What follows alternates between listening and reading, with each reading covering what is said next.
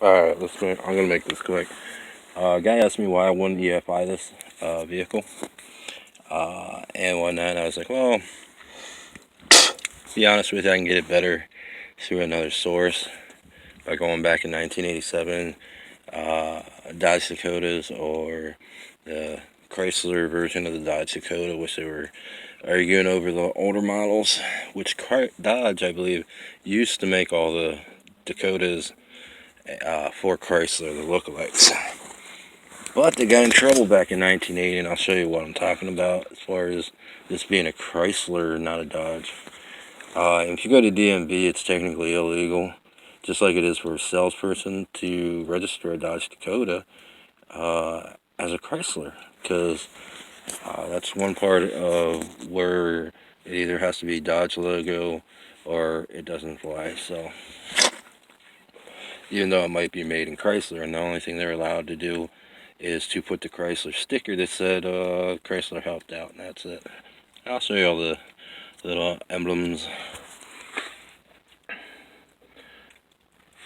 There's one, and this is the main reason why I won't EFI this until I either get it fixed or it gets trued, because the axle is slightly off alignment.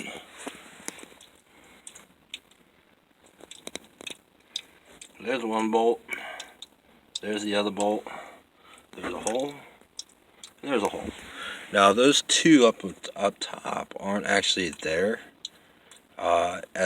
put in as bolts because they needed bored out, and that's one of the things that were on the bulletin for them to do, was to make a new hole and put a bolt in, put a nut on, and technically Loctite it too. So here's another one.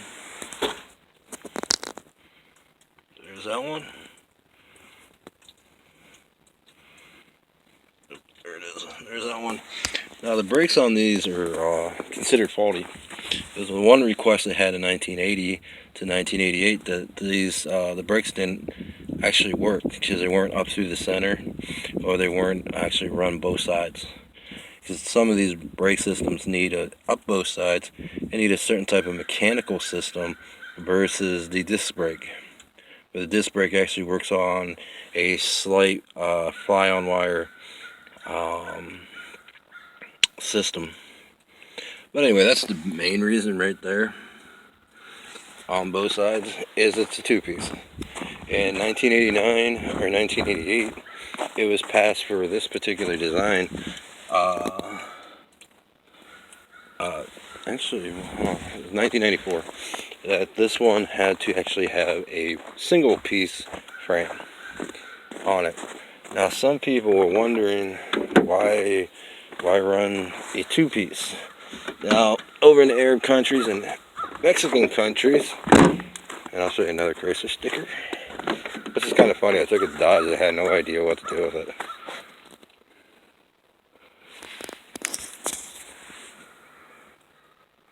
So it's questionable whether or not they sold me. And one thing they don't have on here is the engine. The single X dual. X is a single, not a dual.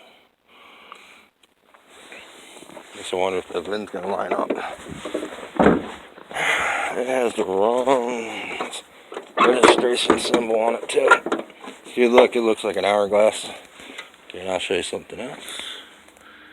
Firing order right there, and that's a Chrysler symbol. Up above is firing order. And there's another Chrysler symbol. And there it says